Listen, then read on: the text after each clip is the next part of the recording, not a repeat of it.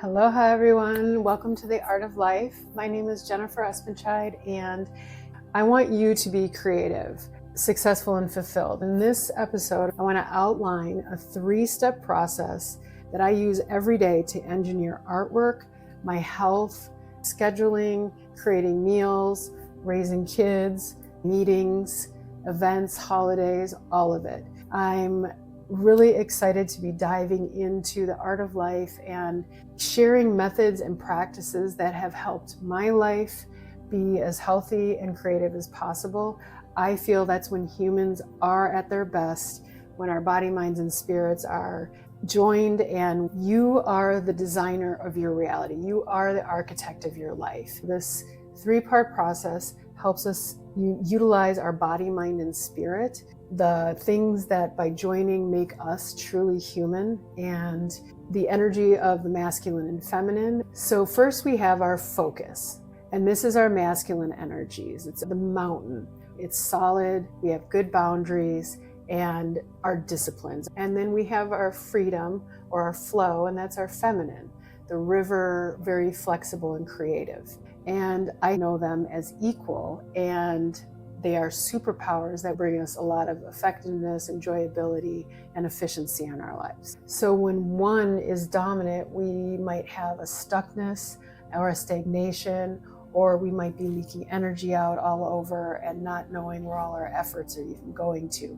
So it's really important to find that balance. I always like using nature as a metaphor. When we have balance, we have our riverbanks and our mountains and our container, and then we have the river flowing. We have beautiful waterfalls, we have rivers that can irrigate crops, and we have an environment that sustains a lot of life. When one is in, we might have flooding, we might have volcanic eruption, and chaos. We're just focusing on survival instead of thriving.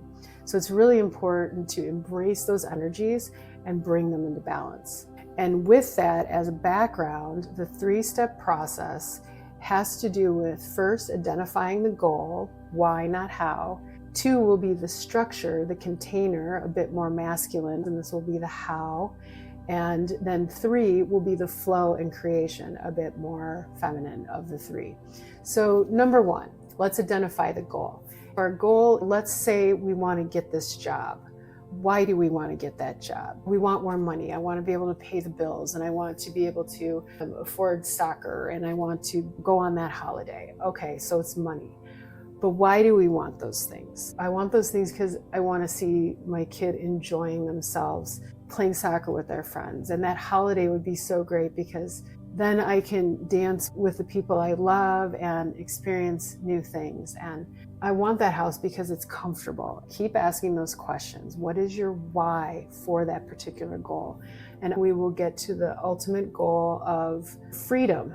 It might be just feeling amazing. It might be health, right? We might want that money because we want to be really healthy and feel good. If your goal is to have a super fit body, why is that? I want to attract people of the opposite sex. I want to be ripped. Okay, why do you want to be ripped? I want attention. I want to feel good also. I want to feel vibrant. Why do you want a partner? Why do you want to feel good? Well, the ultimate why might be love, or it might be a feeling of ease in your body and a pain-free body. And so once again, it's this freedom or this love that is your ultimate goal. For a client, my goal might be to have their sculpture installed by a specific time. And what is my why? My why is that's what I do. My why is that's how I make a living. My why is because I want them to behold that every day.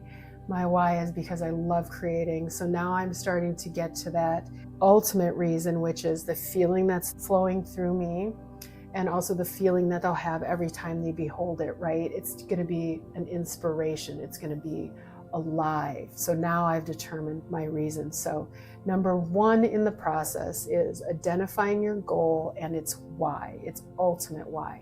And there might be many, which are absolutely true, and they all lead to that emotional thing that is going to carry you through the rest of the process. So it's very important because that is going to fuel all the rest of this. Number 2 will be the structure or container, the vessel that you're going to put your flowers in. It's going to be the pot that you're going to mix the ingredients for curry in.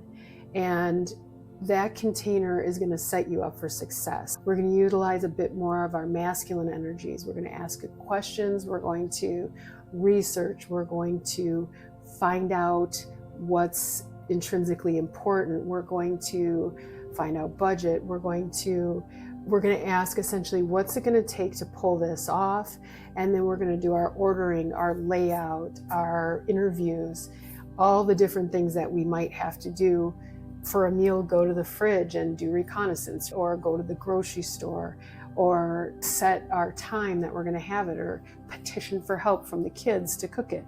It's going to be the how. How are we going to get from our why to actually producing it, which will be our third step. We now know our why, which might be feeling healthy in ease in our body. And that's going to fuel now all the steps that we're going to take to get there. And that's where our discipline comes in. And the second part of the process is then fulfilling those things, which is getting up in the morning for our run, eating healthy food, doing all the things that are going to get us into this state, or get us ready for a speech, or fulfilling a project, or working out your schedule with your family. This is the efforting part, which is a really beautiful, and it can be a much more flowing part as long as we have a really strong why. It's going to get us through this section, this second part of the process. And then third, it's our flow. It's our creation. It's where our spirit comes into it and we meld everything together. So we have the container, and now we're starting to mix things. Now we're actually doing the cooking. Now we're actually painting, or we're in that soccer game and we're playing, or we're in the meeting. It's that execution. You often lose track of time. It's effortless. That's when we're really in flow. So you're identifying the goal and determining your why. Then you have the more masculine, how is this going to happen, and the energy and practicality to get it done. And then third, you have your flow, and that's the execution of it, the problem solving, and the creativity in all of it, which of course gives everything life. Now remember, this takes practice. So mathematicians practice daily, runners run all the time, not just for the marathon. The Navy SEALs are all about flow, and they train for years, and millions of dollars are funneled into each Navy SEAL so that they know how to tap into their flow. So remember, if this is a little clunky at first, it's okay. You are going to practice the 3 steps, and you're going to start seeing quicker results, and your flow time will increase. So once again, number 1, determine your why. You have this goal. Why intrinsically do I need to get there? That's your fuel. Number 2, you're going to have your structure. How is this going to work? How I'm going to get this done? Doing all your defining and your discernment. And then number 3, you have your creation and your flow. And you're going to then come full circle, be feeling the things that you evoked in your envisioning at the beginning of this process. You're going to be enjoying your meal. You're going to be playing your game. You're going to be climbing that mountain. You're going to be enjoying a work of art. All these things because you had this creative process where you combined your body, mind, and spirit, and you melded your masculine and feminine energies and went through a protocol that's going to achieve much more effectiveness, enjoyability, and effortlessness. Thanks so much for watching. I know this is going to work for you. I believe in your creativity. It is our birthright as humans to be the artists of our lives.